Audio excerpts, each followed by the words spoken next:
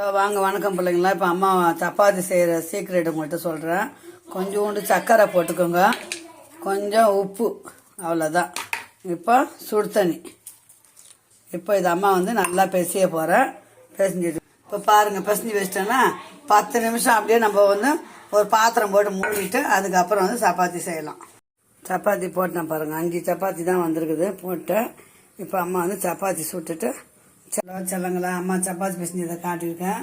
சப்பாத்தி போட்டு வச்சுட்டேன். இப்போ அம்மா சப்பாத்தி சுட்டுட்டு தக்காளி தொக்கு செய்ய போகிறேன். வாங்க செய்துட்டு அம்மா உங்கள்கிட்ட காட்டுறேன். ஓகே, பாய் செல்லங்களா, வாங்க வீடியோக்குள்ளே போகலாம்.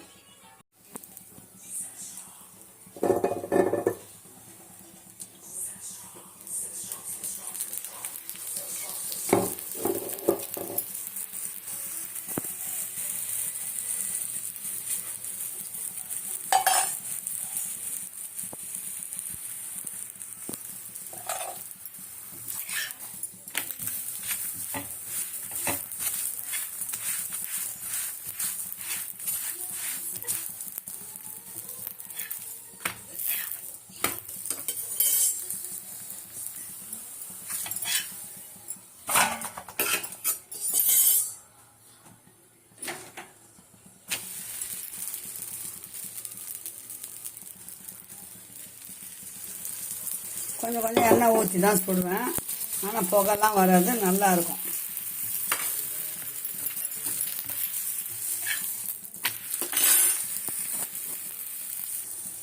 அதுதான் பிள்ளைங்களா, சப்பாத்தி சுட்டாச்சு. இப்போ இது தொட்டுக்கிறதுக்கு தக்காளி கிரேவி தான் பண்ண போகிறேன். அது செஞ்சுட்டு சாப்பிடலாம், அவ்வளோதான். வச்சுட்டு அம்மா திரி போட்டேன், அவ்வளோதான். அது பார்த்தீங்களா, சூப்பரான சப்பாத்தி ரெடி ஆயிடுச்சு. இப்போ அம்மா தக்காளி தொக்கு செய்ய போகிறேன். செஞ்சுட்டு ஃபுல்லாக சாப்பிட்லாம் பிள்ளைங்களா. இப்போ அம்மா தொட்டுக்கு தக்காளி தொக்கு செய்ய போகிறேன், பார்க்கலாம் வாங்க.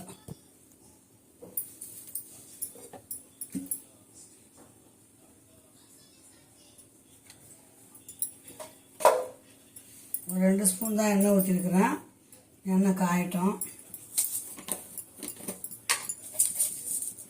கொஞ்சமாக கடுகு போட்டுக்கலாம்.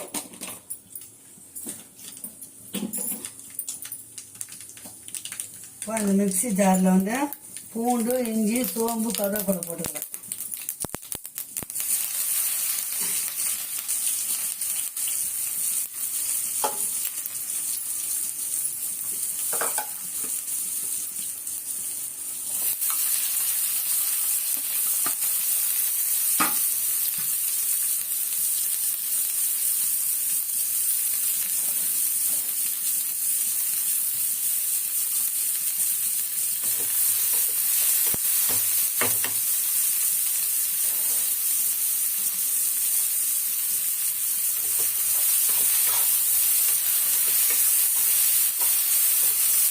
நல்லா வதங்கணும் பிள்ளைங்களா.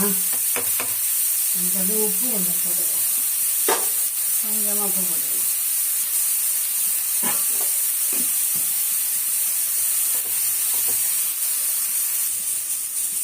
ரெண்டு வெங்காயம் அரைஞ்சேன், அதுக்கு 2 தக்காளி போதும். 2 பேர் தானே, 5 சப்பாத்தி இருந்தது, ஒரு 3, நான் 2 சாப்பிடுவேன், அவ்வளோதான்.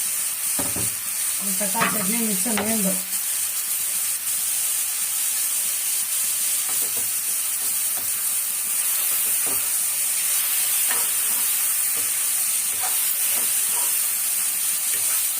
தக்காளி வெங்காயமாக ஒரு 2 நிமிஷம் நல்லா வதங்கணும்.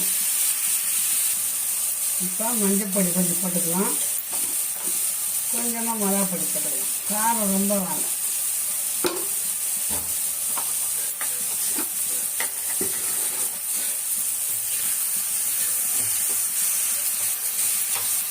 மிளகாத்தூள் பச்சை வாசனை போகிற வரைக்கும் வதக்கிட்டு கொஞ்சமாக ஒரு 1/4 டம்ளர் தண்ணி ஊற்றினா போதும். கிரேவி நல்லா வெந்துடும். கொத்தமல்லியை போட்டு இறக்க வேண்டியதான். ஃபஸ்ட்டே தண்ணி ஊற்றிட்டோம்னா டேஸ்ட் அவ்வளோவா இருக்காது. அதனால கொஞ்சம் நல்லா வதங்கணும், தீயவும் கூடாது, அடி பிடிக்காமல் நல்லா வதக்கணும். இப்போ ஒரு 1/4 டம்ளர் தண்ணி ஊற்றிக்கலாம்.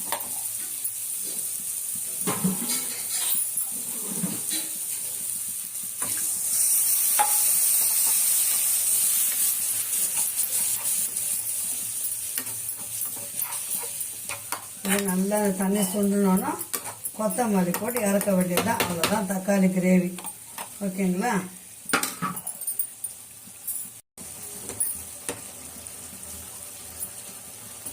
ஓகே சொல்லுங்களா, தக்காளி சட்னி ரெடி ஆயிடுச்சு. வாங்க சூடாக சாப்பிடலாம். அவ்வளோதான். ஓகே வாங்க சொல்லுங்களா, பாய் சாப்பிடலாம். அம்மா சாப்பிட போகிறேன், நீங்களும் வாங்க சாப்பிடலாம் சொல்லுங்களா. ஓகே பாய், செய்யோ. மீண்டும் நல்லபடியாக சந்திக்கலாம். பாய் சொல்லுங்களா. இப்போ தக்காளி கொச்சிச்சு, கொத்தமல்லி போட்டுக்கலாம்.